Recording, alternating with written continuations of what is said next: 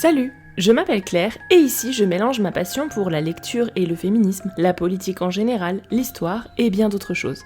Parce que tout est lié, tout est politique et c'est ça qui me passionne.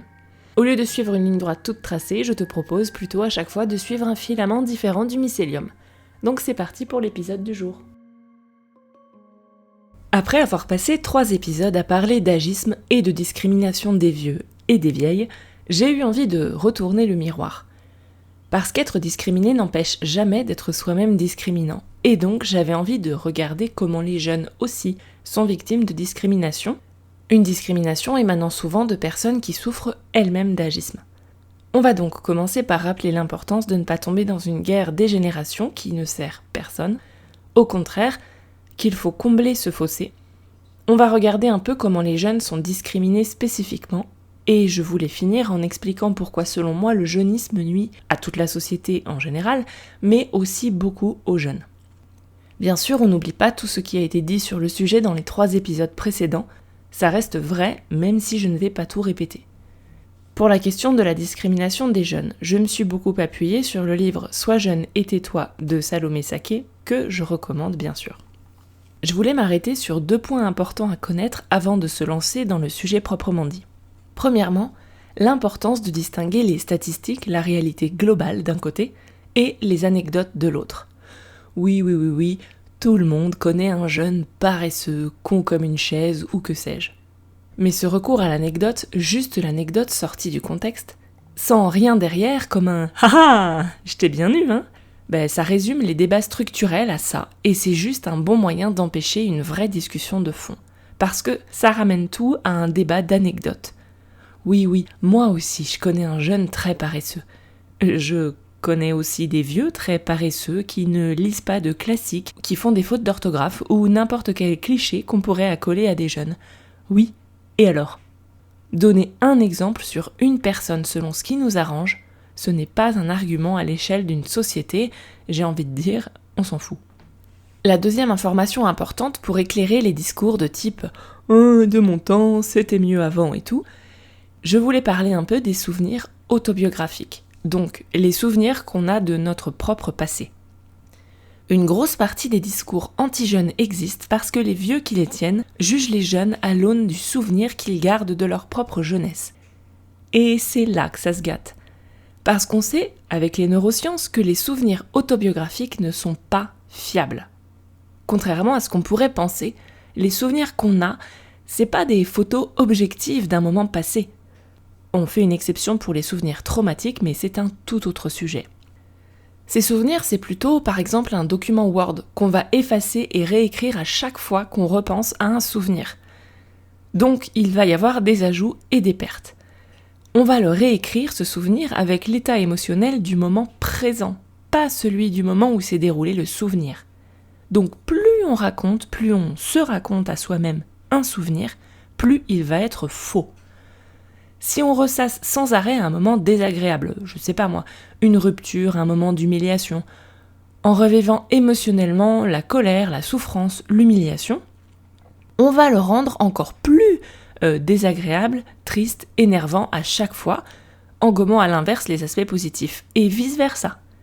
Si on repense de manière très positive à sa jeunesse, à un amour passé très régulièrement, cet état émotionnel positif va se greffer sur le souvenir en effaçant tous les aspects négatifs de la période petit à petit, une remémorisation à la fois. Et comme c'est greffé à notre cerveau, on en est convaincu, on se pense tout à fait objective. Dans un cas comme dans l'autre, la mauvaise foi qui va en découler, elle n'est pas consciente. C'est aussi pour ça que ruminer, c'est très mauvais pour la santé mentale. Pourquoi je raconte ça aujourd'hui ? C'est parce que les gens qui ont beaucoup de nostalgie, qui repensent souvent avec douceur et tendresse à leur jeunesse révolue depuis longtemps, une jeunesse qu'ils ont idéalisée, ils en ont oublié les côtés négatifs, et aussi peut-être les points qui les arrangent. Par exemple, si on veut repenser régulièrement avec tendresse à la façon dont, pendant notre jeunesse, on a travaillé dur, alors que les jeunes d'aujourd'hui sont pourri gâtés, mais on va oublier sincèrement tous les points où on l'a eu facile, les coups de main, les aides, les circonstances qui sont complètement différentes. Et ensuite, on va juger les générations actuelles à l'aune de ces souvenirs complètement fantasmés. C'est pour ça que c'était toujours mieux avant. Les jeunes ne peuvent pas être à la hauteur de ces souvenirs, puisque ces souvenirs sont fantasmés et pas réels. Maintenant qu'on a dit tout ça, on va pouvoir voir pourquoi les discours anti-jeunes ne sont vraiment pas plus malins que les discours anti-vieux. Vous êtes considérés comme vieux et vous trouvez que les jeunes, c'était mieux de votre temps ? Je vous invite à méditer sur cette phrase. Nos jeunes aiment le luxe, ont de mauvaises manières, se moquent de l'autorité et n'ont aucun respect pour l'âge. À notre époque, les enfants sont des tyrans. Je vous laisse quelques secondes pour essayer de deviner quel éditorialiste à la mode, acteur en mal de publicité ou homme politique cherchant à surfer dans les sondages a bien pu sortir cette phrase. Eh bien cette phrase, elle est attribuée à Socrate, qui a vécu au 5e siècle avant notre ère. Ouais, le temps ne fait rien à l'affaire et les critiques d'aujourd'hui n'ont vraiment rien d'original. Je voulais préciser aussi, pour celles et ceux qui n'ont pas été biberonnés à la chanson française comme moi, que le titre « Le temps ne fait rien à l'affaire » fait référence à une chanson de Georges Brassens. Et le vers suivant, qui est peut-être un peu plus connu, c'est « Quand on est con, on est con ». J'aime bien cette chanson qui colle parfaitement au thème de l'épisode, et qui est l'occasion de rappeler que oui, il y a des vieux cons, des vieilles connes aussi, pour reprendre le terme de Brassens, mais qu'ils n'ont pas attendu d'être vieux pour l'être. C'est important de le comprendre. Il n'y a pas de lien de corrélation entre âge et conneries. Donc pour expliquer pourquoi les discriminations anti-jeunes et anti-vieux, c'est un peu même combat, rappelons qu'en soi, une date de naissance ne suffit pas à cataloguer un individu. Jeunesse comme vieillesse n'ont pas de démarcation claire. Ce sont aussi et surtout des constructions sociales. Le but de cet épisode n'est pas, on l'a dit, d'alimenter la guerre des générations, mais justement de l'arrêter, pour rediriger toute cette énergie au bon endroit. Mais pour ça, il faut d'abord regarder les choses en face et questionner collectivement l'agisme. Qu'il soit redirigé vers les vieux et les vieilles, on vient d'y passer 3 épisodes, ou vers les jeunes. On ne peut pas lutter contre un problème si on l'alimente soi-même. Vous voulez lutter contre l'agisme anti-vieux ? Ouais, super, absolument. Mais il faut aussi protéger les plus jeunes, ça n'est pas fromage ou dessert. L'agisme anti-jeune et anti-vieux se renforcent mutuellement. Plus on a de préjugés envers les uns, plus on en aura envers les autres. Et les mécanismes sont souvent les mêmes d'ailleurs, on va en voir quelques-uns. Par exemple, les plus jeunes et les plus vieux ont plus de chances de susciter des sentiments extrêmes. Des sentiments qui, selon le contexte, peuvent aller de l'admiration au mépris. Mais des sentiments extrêmes, c'est jamais signe de pondération. On l'avait déjà dit, on va avoir d'autant plus tendance à être agiste qu'on ne côtoie pas soi-même des personnes âgées au quotidien, et que notre seule image des personnes âgées, c'est l'humour oppressif ou la publicité. Oui, mais c'est la même chose pour les jeunes. C'est aussi pour ça qu'il faut combler le fossé générationnel au quotidien et de manière générale, côtoyer des gens différents de soi au-delà de l'âge. C'est le meilleur moyen de voir au-delà des stéréotypes. On a déjà posé la question, c'est quoi un vieux ? En observant que finalement c'est un mot fourre-tout qui ne veut pas dire grand-chose de précis. Eh bien, posons la question maintenant, c'est quoi un jeune ? C'est pareil. J'ai encore lu récemment que les millennials, donc les personnes nées entre 1980 et le milieu des années 90, dont je fais partie, sont des jeunes adultes. J'avais aussi dit que dans les milieux où je côtoie des personnes retraitées, qu'elles aient 60 ou 90 ans, je suis aussi systématiquement la petite jeune du groupe. Alors d'accord. Mais si moi je suis une jeune adulte à 37 ans, les vingtenaires, c'est quoi ? On nous met dans le même sac alors qu'on n'en est vraiment pas au même stade de nos vies. Quand on est étudiant ou quand on est installé avec des enfants, c'est pas la même vie. Mais alors c'est quoi les vingtenaires ? Pas des adultes ? Et pourtant, légalement, pénalement, économiquement, si. On touche donc à un grand point commun entre jeunes et vieux, ils et elles ne sont pas considérés pleinement comme adultes pour les trucs qui comptent. Majeurs et vaccinés, oui, mais infantilisés, rabaissés, jamais écoutés, économiquement fragiles, avec un statut inférieur aux adultes de plein droit en termes de pouvoir, de richesse, de prestige ou d'influence. Quand on a des petits vieux, on a aussi souvent des petits jeunes. Et ce petit n'a souvent rien d'affectueux. On disait qu'un des grands comportements agistes anti-vieux, c'est l'infantilisation, donc une dynamique d'infériorisation qui passe notamment par le non-respect de la parole, des souhaits ou des désirs de la personne. Le fait de la juger incapable de se débrouiller seule, de prendre de bonnes décisions ou juger ce qui est bon pour elle. Eh bien, c'est exactement la même chose pour les jeunes. Autre exemple de point commun, la solitude. Dans l'épisode avec les petits frères des pauvres, on a parlé du problème de l'isolement, voire de la mort sociale des personnes âgées. C'est un problème tout à fait réel, mais les jeunes aussi en souffrent. Je cite un article de la Croix-Rouge et je mettrai la source en commentaire. D'après une étude de la Fondation de France, 5 millions de Français étaient en situation de solitude en 2017, dont 2 millions de 15-30 ans, soit 18% de cette tranche d'âge, étaient vulnérables socialement, ne rencontrant physiquement et ne passant du temps avec d'autres personnes que très rarement. 70 000, soit 6% des 15-30 ans, vivaient même en situation d'isolement social total. On y pense moins car Internet nous relie en permanence au monde, mais être hyper connecté et avoir des relations, ce n'est pas pareil. Comme pour les personnes âgées, la précarité est un facteur de risque, donc pour les jeunes c'est aussi les bas revenus, les emplois instables, le chômage ou le statut étudiant. Mais aussi le fait de vivre seul, les conditions de vie, le niveau de santé physique et mentale. L'isolement des jeunes comme des vieux s'est aussi aggravé depuis la crise du Covid, qui les a particulièrement marqués, même si c'était pour des raisons un peu différentes. L'autre point à rappeler, c'est que la guerre des générations, c'est pas juste là pour faire joli. Ça permet de ne pas aborder d'autres terrains de conflit, se créer de jolis boucs émissaires, empêcher les gens de se parler et ne pas dire que les inégalités augmentent pour tous les âges. Il n'y a pas de génération riche ou pauvre, mais des riches et des pauvres dans chaque génération, et le problème, c'est l'oligarchie, quel que soit son âge. Ça, on l'avait déjà évoqué. Il faut lutter contre la propagande agiste pour l'intérêt général et la solidarité intergénérationnelle. Comprendre qu'il ne sert à rien de s'accrocher à son petit avantage relatif, on gagne mieux en remettant tout dans le pot commun. Il faut aussi comprendre qu'on peut défendre les jeunes sans s'attaquer aux personnes plus âgées gratuitement. Le problème, ce ne sont pas les vieux en général, mais les personnes qui jugent la jeunesse de loin sans essayer de la comprendre. Donc oui, absolument, il y a certaines personnes âgées dans le tas, c'est clair, mais le critère décisif, c'est pas l'âge. C'est à garder en tête ça. Pour que ça avance, il faut que tout le monde se remette en question ses préjugés, pas juste les autres, pas juste les jeunes. Ça implique donc aussi de parler des sujets qui fâchent et pas se voiler la face. Parce que comme le dit si bien Carl Jung, ce n'est pas en regardant la lumière qu'on devient lumineux, mais en plongeant dans son obscurité. Et on va essayer de le faire sans généralisation générationnelle. Quand on parle de discrimination des jeunes, une question qu'on peut se poser, c'est « vit-on dans une gérontocratie ?» Alors, une gérontocratie, au sens premier, c'est un régime politique où le pouvoir est exercé par les personnes les plus âgées de la société, car elles sont jugées plus sages.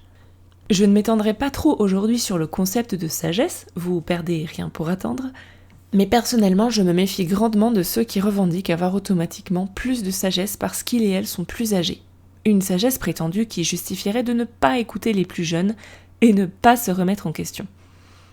La valeur n'attend point le nombre des années. C'est une phrase de Corneille, le dramaturge, pas le chanteur.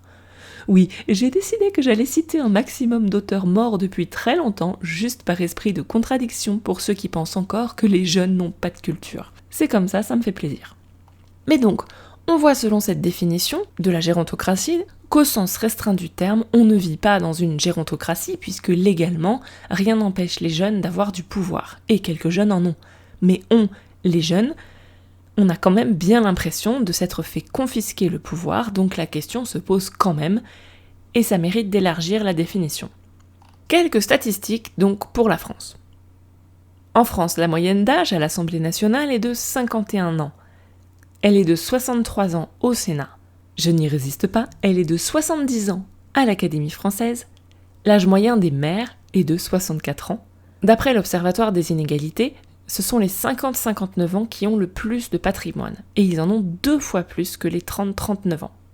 Les moins de 30 ans, une petite crotounette sur le graphique que je mettrai en description aussi. L'âge moyen des directeurs d'entreprise est de 40 ans et ça monte à la cinquantaine pour les PME. On commence à voir une tendance se dessiner. Non mais vous inquiétez pas, j'ai trouvé une stat où les jeunes sont majoritaires. le taux de chômage. Maintenant qu'on a dit ces chiffres, il faut faire une distinction. Oui, ce sont des vieux qui sont majoritairement aux commandes.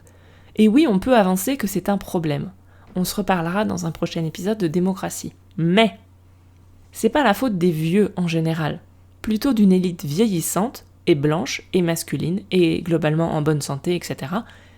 Et c'est important de pouvoir parler de ces sujets, de ce manque de représentation, mais sans tomber dans l'agisme. Pour expliquer ce que je veux dire, l'exemple qui me vient, c'est l'Académie française. Gérontocrates de surcroît socialement très privilégiés, qui prétendent s'arroger tout pouvoir sur la langue et mépriser tous ceux qui ne sont pas eux, à commencer par les jeunes. Et c'est vaste, hein. Quand à 90 ans, quelqu'un de 50 ans, c'est un jeune. Mais aussi les femmes, même si c'est pas trop le sujet aujourd'hui, qui brassent des fortunes pour raconter des conneries et se sentir exister. Faudra se lever de bonne heure pour m'entendre dire des trucs gentils sur l'Académie française, je m'en cache pas, c'est pas le problème. Mais quand certains les surnomment l'EHPAD, enfin maintenant faut dire France Autonomie parce que vous avez vu, le gouvernement a résolu tous les problèmes d'agisme depuis le dernier épisode. Bref, quand on les surnomme l'EHPAD, c'est agiste. Il y a 1000 raisons de les critiquer, mais les assimiler à l'EHPAD, déjà c'est pas cool pour les gens qui y vivent vraiment, et y sont rarement par choix, dans des conditions souvent déplorables. Eux, les académisogynes là, ils ont les moyens d'assurer un maintien à domicile, et l'âge individuel des membres de l'institution n'est pas le problème. La moyenne d'âge, donc 70 ans, là c'est différent, parce qu'elle traduit un manque global de représentativité et d'inclusivité. Un mot qui leur file des boutons. Inclusivité, inclusivité, inclusivité. C'est pas une personne âgée le problème de l'académie, c'est qu'il n'y a que ça, et qu'ils prétendent parler au nom de tout le monde sans écouter personne, et surtout pas les jeunes. Mais accessoirement, ce qu'il faut comprendre, c'est qu'ils sont pas devenus racistes, riches, misogynes ou je sais pas quoi, parce qu'ils sont vieux. Ils l'étaient déjà il y a 50 ans. La mentalité gérontocratique, elle s'infiltre aussi dans ces discours de réarmement démographique à 2 balles. Tanner les jeunes pour qu'elles fassent des enfants, mais en fait, c'est juste pour avoir de la main-d'œuvre pas chère et pour payer les retraites. Parce que soyons honnêtes, ils n'en ont rien à cirer en vrai des jeunes à venir. Parce que sinon, ils se bougeraient carrément pour sauvegarder le système de santé, améliorer l'école, avoir un monde du travail qui tient la route et, oh oui, j'oublie un petit détail, une planète vivable tout simplement. Mais en tenant ce genre de discours, on évite d'évoquer plein d'autres solutions, que ce soit une revalorisation de l'immigration, le salaire à vie, on pourrait trouver plein d'idées. On divise pour mieux régner en proposant des solutions qui ne risquent pas de les concerner directement. Finalement, les questions de gérontocratie, elles se posent surtout quand il y a de l'argent, parce que l'argent crée des obligés, les héritiers. Cet argent, c'est un moyen pour les hommes âgés qui en ont d'essayer d'arrêter le temps, garder le contrôle, soumettre les jeunes, en particulier les jeunes femmes. Tout ça pour dire que il y a des vieux qui n'y sont pour rien et qui sont précaires, et il y en a beaucoup. Mais il y a aussi des vieux, ceux qui ont du pouvoir, qui ont des comptes à rendre sur tout ça. Mais le problème, il est plus économique qu'une question d'âge. Puisqu'on parle de fric, je voulais dire 2 mots sur l'héritage, et pourquoi le système d'héritage actuel ne marche vraiment plus, si tant est qu'il ait vraiment marché un jour. Pour rester dans la gérontocratie, je vais citer un document du Sénat. En effet, le droit des successions tel qu'il existe aujourd'hui a été pensé à une époque où l'héritage intervenait assez tôt dans la vie. Or, du fait de l'allongement de l'espérance de vie, on hérite de plus en plus tard.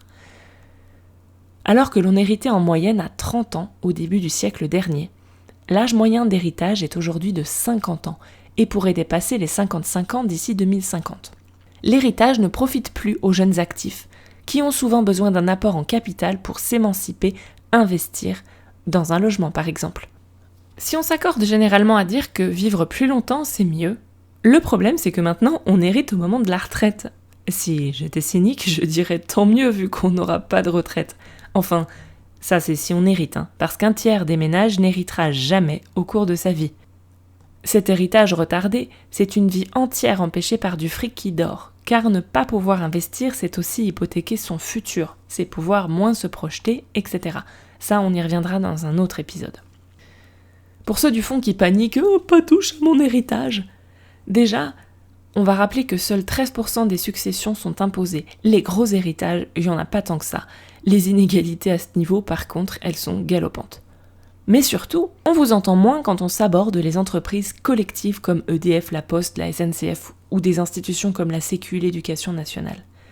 On ne le pense pas comme ça, mais ça aussi c'était un héritage qui est parti à la poubelle dans le plus grand des calmes. Et il s'est pas mis à la poubelle avec ses petites jambes, hein. Il l'a été par des générations de votes à droite. Pas merci. J'arrive à la fin de cette partie sur la gérontocratie et j'ai pas répondu à ma question. C'est parce que je pense que c'est pas la bonne question. Je trouve qu'elle crée une fausse dichotomie. Il faudrait que les vieux se retirent pour que les jeunes prospèrent. On voit donc les choses comme un jeu à somme nulle et on ne cherche pas à construire un système où tout le monde peut prospérer. Le but, ce n'est pas de faire place aux jeunes, mais de faire de la place aux jeunes et à leur avenir. Ce qui n'est absolument pas le cas pour l'instant. Je voulais m'arrêter un instant sur le vote, parce que la solidarité intergénérationnelle, ça se passe aussi dans les urnes. Alors, en toute franchise, je suis en train de préparer un épisode qui va nous expliquer que la démocratie, c'est pas mettre un bulletin dans une urne. Donc la partie qui va venir est à prendre comme le degré zéro de l'implication, mais quand même, je pensais qu'il était important d'en parler. On critique l'abstention des jeunes sans aller chercher à comprendre les raisons de cette abstention, et il y en a plusieurs, Salomé Saké les détaille dans son livre et c'est très intéressant. On les critique en oubliant qu'ils et elles sont complètement abandonnés par les politiques actuelles. Et après, si ça proteste, on va dire « si les jeunes veulent que ça change, ils n'ont qu'à voter. Haha, que c'est malin !» Mais ça tient pas, parce que les jeunes sont en infériorité numérique, donc ce n'est pas suffisant. À notre époque, il y a 2 fois plus de personnes de 60 ans et plus que de 18-29 ans. C'est là qu'on voit bien l'écart entre la théorie et la pratique. Dire que les vieux sont forcément conservateurs, c'est agiste, ça, d'accord. Mais dans la pratique, le vote des personnes plus âgées au global est plus conservateur que celui des jeunes, même s'il y a aussi des vieux qui votent très progressistes. Ce qui fait qu'on a des anciennes générations qui ont bénéficié de tous les conquis sociaux, réforme du Conseil national de la résistance, une sécurité sociale qui roxe du poney, plein emploi, taux de chômage assez faible, absence de crise climatique et tout. Ils ont bénéficié de tout ça, ils savent les avantages que ça procure, mais ils ont bien minimisé leur rôle en préférant rappeler qu'ils ont mérité par leur dur labeur. Les fameux souvenirs autobiographiques. Et pour approfondir la réflexion sur la méritocratie, je te renvoie à l'épisode 18. Donc, ils ont minimisé et ils votent aujourd'hui majoritairement pour les supprimer. Les plus de 70 ans ont voté à 41% pour Macron au premier tour en 2021, alors que les 18-36 ans votent majoritairement LFI. Évidemment que ça s'est identifié par les jeunes comme un vote égoïste, contre l'écologie, contre la lutte contre les inégalités, contre l'avenir des jeunes. Et donc on entre sur un cercle vicieux, où les vieux votent plus nombreux, plus à droite. Donc on privilégie les politiques court-termistes, et donc les jeunes se désengagent de la politique électorale, qui ne s'intéresse pas à elles et eux, et ainsi de suite. Donc c'est vrai qu'il ne faut pas faire de généralité, mais il ne faut pas non plus oublier qu'il y a des tendances. Sans généraliser à tous les vieux, il faut mettre les vieux qui votent en sacrifiant les jeunes face à leurs responsabilités aussi. C'est trop facile sinon. Les votes conservateurs nuisent fondamentalement à l'avenir de la jeunesse, que ce soit au niveau de la destruction des services sociaux, du droit du travail ou de la planète.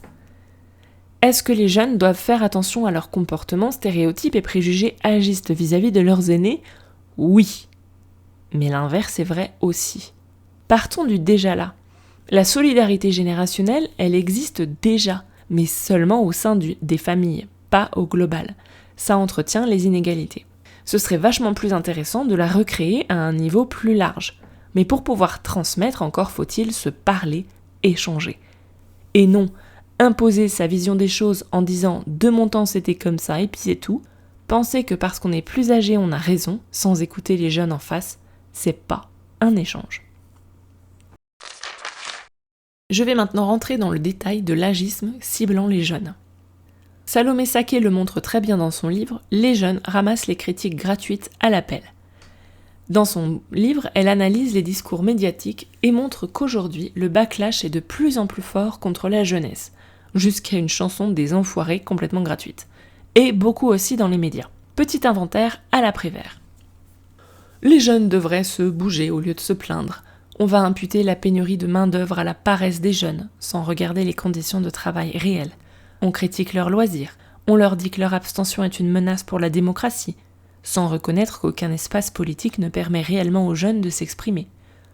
On reproche à la jeunesse son non-conservatisme. Traduire, ce sont des wokistes, un mot qui n'est jamais clairement défini, mais bon, c'est pas bon signe. Et on voit bien le danger de ces arguments contre Uno. Toi, t'es wokiste. Non, toi, t'es conservateur. On se renvoie la balle sans jamais créer de lien ni de compréhension. On les accuse d'être égoïstes, narcissiques et tout ça. Source, l'Institut du doigt mouillé. Ils s'affoleraient pour rien, que ce soit la crise climatique ou économique. On ne demande jamais l'avis des jeunes, on ne les écoute pas, et après on se moque d'eux quand ils ont des choses à dire. On dit qu'ils ne lisent pas, ne savent plus parler français, etc. Je m'étends pas là-dessus, parce que je vais carrément m'étendre là-dessus en fait, mais le prochain épisode. Les jeunes sont critiqués pour leur prétendue absence de sens de l'humour, en refusant de comprendre que l'humour est social et culturel, donc c'est normal de pas rire des mêmes choses. On critique la langue des jeunes, la langue aussi, c'est social. On va leur reprocher de trop s'offenser, en s'offensant soi-même au passage, les accuser d'individualisme en votant à droite. Vous reprendrez bien un peu de shadow work. Bref, ils parlent beaucoup de la jeunesse, sans jamais parler avec. Après cette liste un peu lapidaire, je voulais me pencher sur 3 critiques un peu plus dans le détail. D'abord, l'idéalisme. Dans Sois jeune et tais-toi, Salomé Saké se penche sur les accusations d'idéalisme qu'on calque sur les jeunes. Qui n'a jamais entendu « Tu verras quand tu seras plus grande, quand tu auras des enfants, quand tu payeras des impôts, tu changeras d'avis » Et donc, pas besoin d'écouter ton avis actuel puisqu'il est forcément temporaire. Personnellement, moi, j'attends toujours. On considère alors qu'être idéaliste, c'est manquer de réalisme et que le réalisme, c'est mieux. Encore une belle binarité.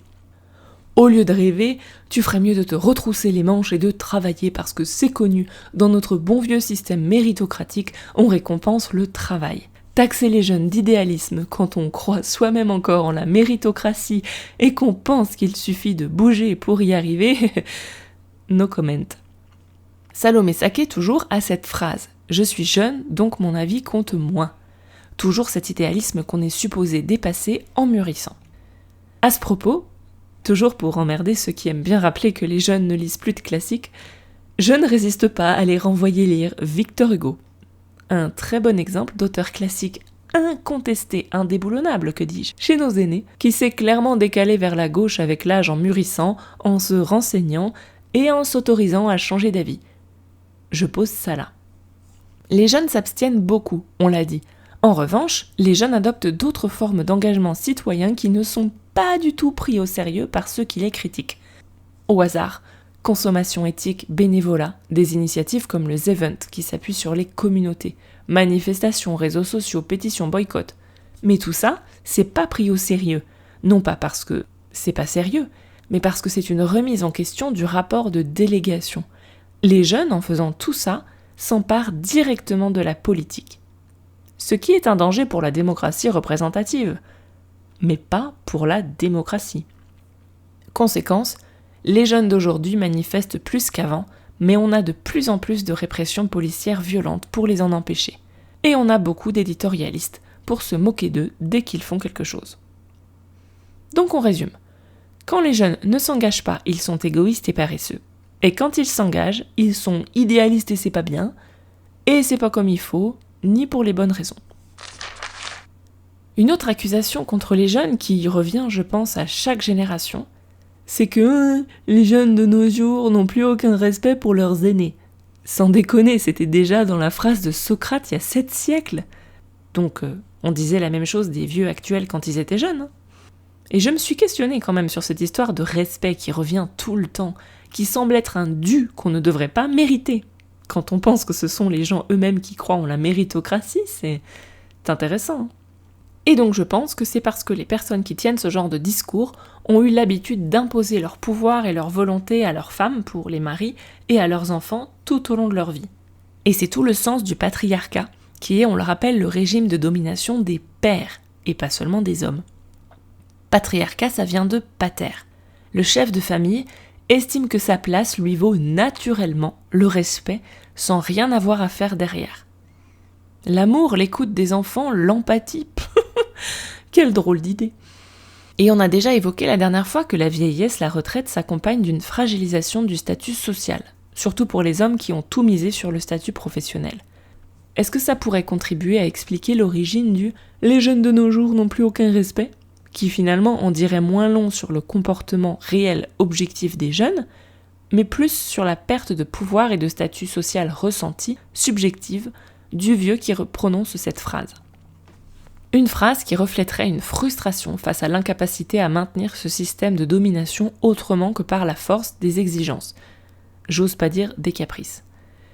J'avance l'hypothèse que quelqu'un de fondamentalement bon, respectable, quelqu'un qui a pris soin des autres toute sa vie, qui aime, écoute et respecte ses proches, n'aura aucun mal à se faire respecter en retour. Traiter les autres comme on veut qu'on nous traite, quoi. Quand on exige quelque chose comme le respect, en ne s'appuyant sur rien d'autre qu'un critère arbitraire comme l'âge, c'est en général qu'on n'a pas affaire à la personne la plus saine du monde.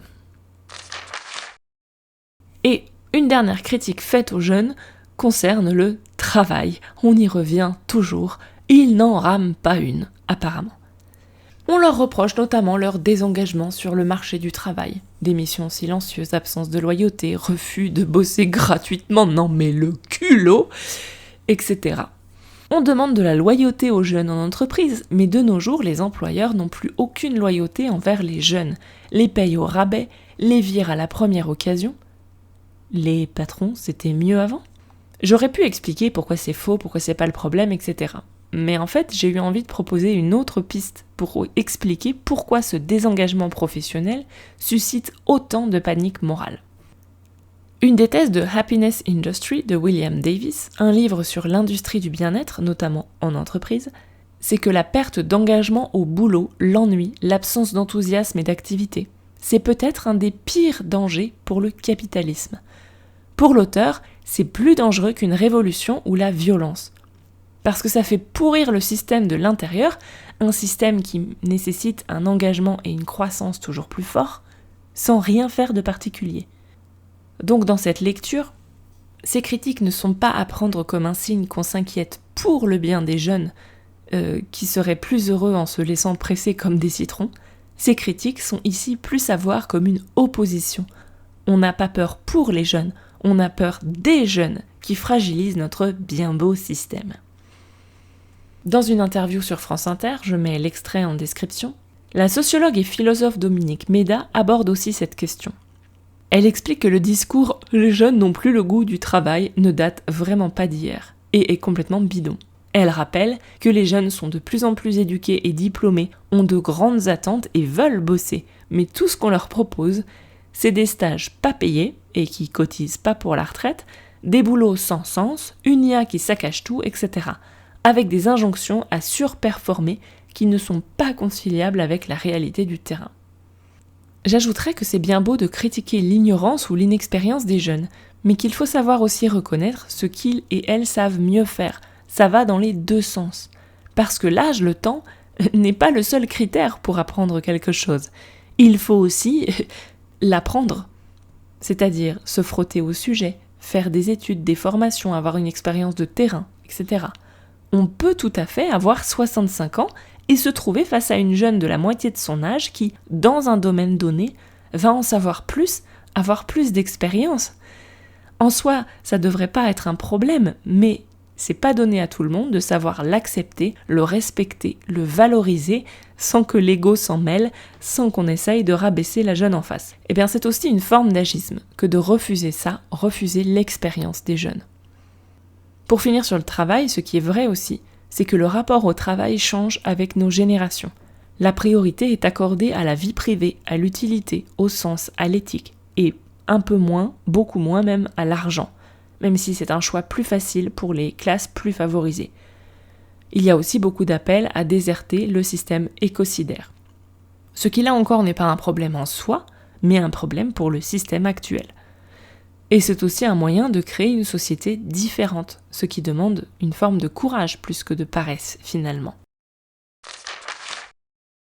Donc là, on a parlé de la jeunesse en général, mais bien sûr, il y a une intersection avec d'autres discriminations. On va en montrer 2. Déjà, la discrimination des jeunes filles et jeunes femmes. Pour rester un peu dans le monde du travail, l'agisme anti-jeune prend aussi la forme d'une suspicion d'incompétence ou de manque d'expérience. Mais c'est toujours intersectionnel, car un jeune homme blanc sera toujours présumé plus compétent qu'une jeune femme noire. On le disait dans l'épisode précédent, cette discrimination, cette infantilisation passe aussi beaucoup par la langue. Ma petite mademoiselle, jeune fille, pour désigner une femme de plus de 30 ans. Et même des expressions comme ma belle, quand on rappelle que la beauté dans notre culture est associée à la jeunesse. On voit bien comment dans le vocabulaire, la jeunesse est instrumentalisée contre les femmes pour les rabaisser, les diminuer et bien sûr les infantiliser à tout âge. L'autre discrimination spécifique aux filles, c'est l'injonction à la précocité adolescente. On attend des filles qu'elles deviennent des adultes miniatures très tôt. L'immaturité, elle est seulement acceptable chez les garçons, jusque très tard chez les garçons. L'exigence de maturité des filles, ça permet de légitimer leur sexualisation précoce par des hommes beaucoup plus âgés. La différence entre jeunes filles et jeunes garçons se fait donc aussi au niveau d'un rapport différent au corps. Et là, je parle pas seulement de la façon dont individuellement ces jeunes vivent leur puberté, c'est un autre sujet. Dans Vieille peau, Fiona Schmidt relaye un chiffre que je suis allée revérifier. 2 fois, je suis allée revérifier sans déconner, tellement j'arrivais pas à la croire. Mais oui, jusqu'en 2006, en France, l'âge nubile, donc l'âge auquel on a le droit de se marier, était de 15 ans pour les filles, 18 ans pour les garçons. C'est-à-dire que les filles avaient le droit de devenir épouses et mères avant même d'être citoyennes. Mais les garçons, non. Un bien bel héritage de Napo le phallocrate. Et oui, j'ai bien dit jusqu'en 2006, pas 1806. Faut arrêter de dire que les combats féministes ont tous été remportés depuis belle lurette. Quand on parle de différence de sexualisation et de précocité, c'est aussi ça. Et c'est même pas seulement social et culturel, c'est souvent même jusque dans la loi. Et comme t'es super mature, ça tombe bien, tout sera toujours ta faute. On a banalisé le cliché de l'homme qui part pour une femme plus jeune, et c'est généralement elle qui se fera insulter. Pour excuser l'homme, on parlera de pulsion, de démon de midi, ce qui marcherait pas dans l'autre sens.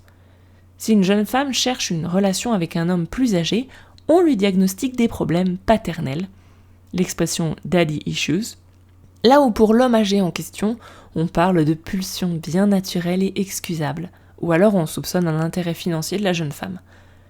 L'expression « daddy issues », donc le fait d'avoir des problèmes non résolus avec son père, va paradoxalement aussi infantiliser les femmes en subordonnant tout leur comportement à leur père, sans jamais responsabiliser le dit père pour les éventuelles failles d'éducation. C'est la fille qui porte les responsabilités des problèmes de son père. Les expressions comme « sugar daddy » sous-entendent un homme candide qui se fait manipuler par une jeune femme.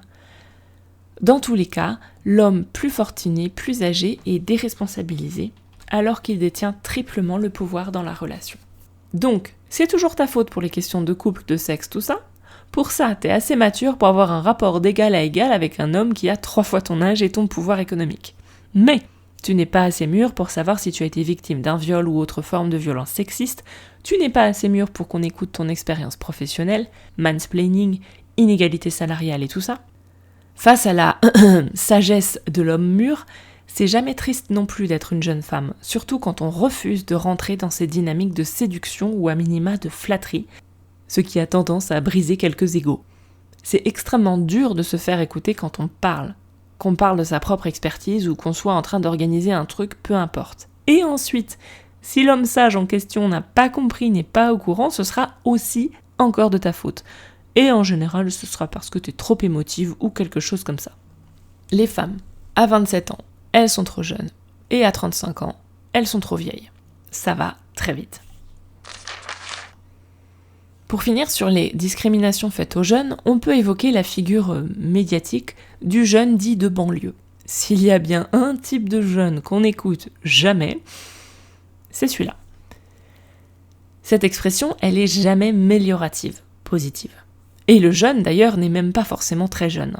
Ici, on adjoint le qualificatif de jeune pour infantiliser et rabaisser, mais là encore, la fourchette d'âge peut être colossale. Et faut-il le préciser, le de banlieue ici a une connotation raciste. les banlieues en question, c'est pas Neuilly-sur-Seine, quoi. Dans Les autres ne savent plus écrire, Romain Filstroff, que tu connais sûrement mieux pour sa chaîne Linguisticae, aborde la question de la langue dite des jeunes de banlieue. Elle est critiquée, jugée inférieure, caricaturée, notamment par les médias, mais sur le plan purement linguistique, ce qu'il faut savoir, c'est que c'est ce qu'on appelle un sociolecte, c'est-à-dire la façon de parler propre à un groupe social donné. Et les sociolectes, tout le monde en a un. Si ce sociolecte est source de nombreux clichés dévalorisés, c'est parce que c'est un écart à la norme. Et la norme, c'est l'académie. Alors que linguistiquement, en fait, il n'est ni supérieur ni inférieur. C'est un parmi d'autres. Par contre, ça va être un jugement de valeur politique pour ceux qui critiquent. Et de l'autre côté, c'est un moyen de se démarquer, revendiquer une distance avec l'élite ou les médias pour ceux qui le parlent. Et c'est aussi, contrairement aux préjugés, une langue très dynamique, très vivante et absolument pas pauvre. Mais pour savoir ça, il faut se renseigner et sortir des stéréotypes. Donc maintenant je veux aborder dans la troisième partie la question du jeunisme et pourquoi il nuit aussi gravement aux jeunes. Le jeunisme, on le rappelle, c'est le culte des valeurs associées à la jeunesse. Beauté, force, vitesse, performance, etc. Et c'est l'idéologie dominante dans notre société. Donc on pourrait se dire que « Oh bah alors ça va, les jeunes sont avantagés, qu'est-ce que tu nous gonfles avec ta gérontocratie, CQFD, épisode suivant !» Sauf que, tout comme j'avais dans l'épisode 29, montré pourquoi le patriarcat nuit aussi énormément aux hommes, contrairement à l'idée première qu'on peut avoir. J'ai voulu faire pareil pour le jeunisme, qui nuit finalement énormément à tout le monde, à commencer par les jeunes. Le jeunisme, c'est pas nouveau. Dans la Grèce antique, les dieux et déesses ne vieillissent pas et représentent un certain idéal de la jeunesse et de la vigueur. On a aussi plusieurs représentations de jeunes détrônant les vieux dieux. Ouranos, détrôné par Chronos, détrôné par Zeus. C'est plutôt Rome qui redonne du pouvoir et de l'importance aux hommes âgés. La Bible aussi. On a beaucoup de patriarches très âgés et une valorisation de la vieillesse. Avant de parler des jeunes, il est important de comprendre le jeunisme et sa place dans la discrimination des personnes âgées. On l'avait déjà évoqué dans un autre épisode, le vieillissement de la population est surtout un problème pour l'idéologie libérale productiviste et consumériste qui nécessite un public jeune, performant, rapide et rentable.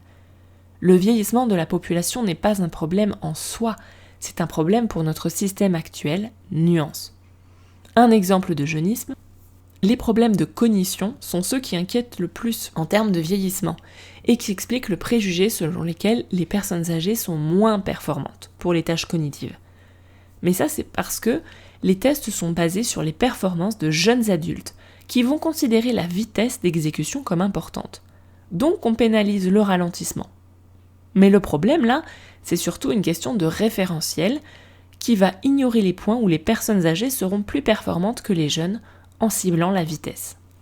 Ce jeunisme se traduit aussi par une médicalisation de la vieillesse qu'on finit par voir comme une maladie, ce qu'elle n'est pas. Mais avec la doctrine jeuniste, il faut soigner le fait de ne pas être jeune, car on continue d'associer la vie et la santé à la jeunesse. Le jeunisme est aussi lié à une idée de nation puissante. On est aussi sur des logiques de guerre, de concurrence permanente avec les autres pays.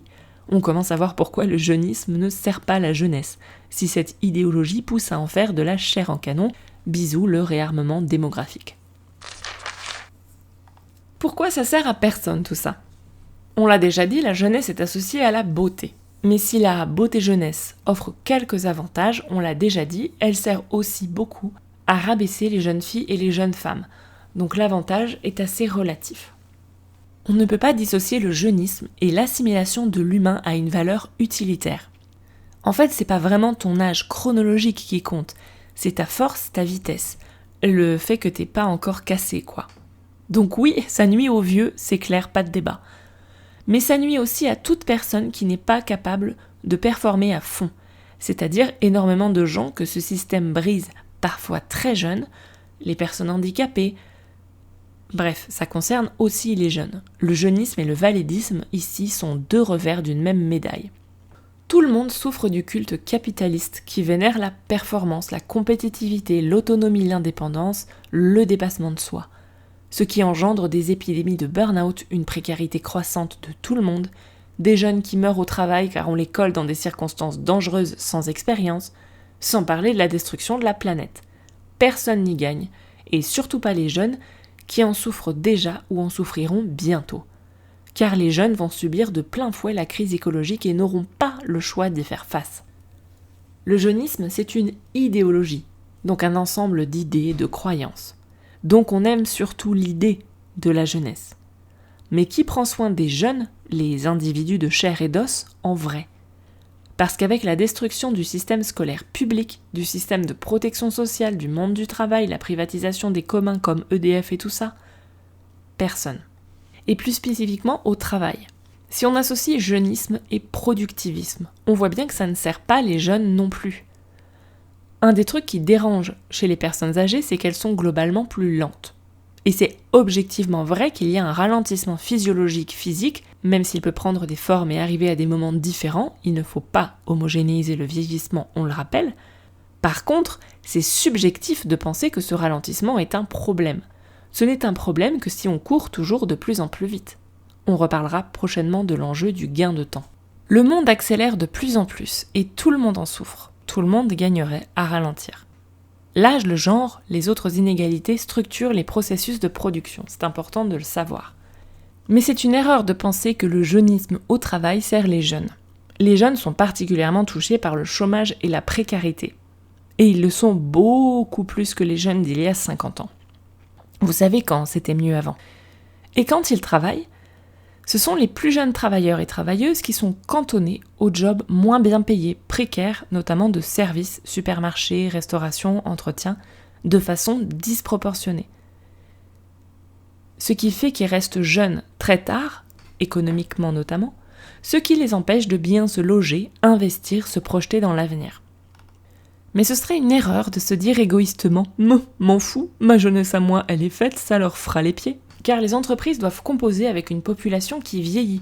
Et on croise dans ces emplois de plus en plus de travailleurs et travailleuses plus âgés, et même des personnes à la retraite qui ne gagnent pas une retraite suffisante et vont se retrouver en concurrence avec des jeunes pour ces emplois.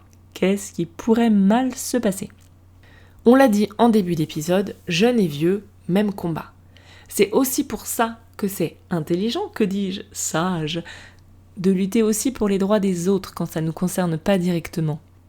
Autre preuve que le monde du travail jeuniste ne bénéficie pas aux jeunes, les jeunes sont de moins en moins bien payés, avec moins de progression salariale, alors qu'ils sont de plus en plus diplômés.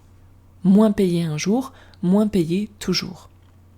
Travailleurs de toutes les générations, unissez-vous. Dès que le marché de l'emploi fluctue, les plus jeunes et les plus vieux pâtissent.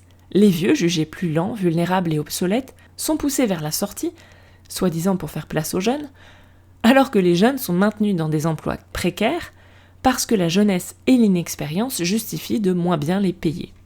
Mais on l'observe, la sortie massive des travailleurs âgés du marché du travail n'améliore pas l'emploi des jeunes.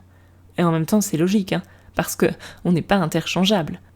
Mais quand on veut remplacer un vieux par un jeune sans adaptation, on va juger les jeunes d'être difficiles à insérer, comme si c'était leur faute, en niant la courbe d'apprentissage, en oubliant que les vieux ont été jeunes un jour et ont appris aussi. Faisant ça, on divise les gens en classes d'âge, on segmente, on isole, et en plus, on perd la transmission intergénérationnelle des savoirs. On retrouve donc bien cette idée qu'il ne fait pas sens d'opposer les générations, mais qu'il faut plutôt permettre plus d'interconnexion, d'échange, de transmission, moins de productivisme et d'individualisme. Pour conclure, on voit que les jeunes ne sont pas mieux lotis que les vieux, et que les vieux ont aussi des kilomètres de préjugés sur les jeunes. Petite remarque, je n'ai pas parlé des discriminations auxquelles sont confrontés les enfants et des discours, attitudes et espaces hostiles aux enfants. Non pas par manque d'intérêt ou par oubli, bien au contraire, mais parce que ça va demander tout un axe de recherche encore bien différent. Mais c'est aussi une discrimination liée à l'âge, qui a aussi des conséquences sociales dramatiques. La solution, c'est pas de comparer ces oppressions, mais de comprendre que pour en sortir, il faut de la solidarité intergénérationnelle et pas des discours de type les jeunes sont cons et illettrés, ils ne lisent plus. Oui, j'ai pas parlé de tout ça, ce sera le sujet du prochain épisode. J'ai envie de finir sur une petite provoque à destination de nos aînés. Vu qu'ils persistent à me laisser dans la case des jeunes, j'en profite. Si vous êtes tellement plus intelligent et sage que les jeunes, prouvez-le. Commencez, faites le premier pas de réconciliation et surtout arrêtez de rabaisser les jeunes sans les écouter. Et moi je vous dis à la prochaine fois. M'ont inspiré pour cet épisode. Je rappelle qu'il y a un article sur le blog avec plein de ressources sur l'agisme et surtout pour cet épisode, Sois jeune et tais-toi, réponse à ceux qui critiquent la jeunesse de Salomé Saké et Vieille peau, les femmes, leur corps, leur âge de Fiona Schmidt, mais aussi Happiness Industry, How the Government and Big Business Sold Us Well-Being de William Davis, Les autres ne savent plus écrire de Romain Filstroff, le reel de Dominique Méda sur les jeunes et le travail, son interview France Inter, l'infographie sur la répartition du patrimoine, le doc du Sénat pour la citation sur l'héritage, l'article sur l'isolement social des jeunes de la Croix-Rouge, et la chanson « Le temps ne fait rien à l'affaire » de Georges Brassens pour le titre. Voilà pour le filament du jour. Si tu as des questions, des suggestions ou envie de papoter, on peut discuter sur Instagram ou par email. Tu peux soutenir le podcast sur Tipeee, ce qui m'aidera à couvrir mes coûts, oui, acheter des livres, mais aussi des croquettes pour mes 5 chats. Et sinon, tu peux lui mettre 5 étoiles pour aider d'autres à le découvrir. Merci beaucoup!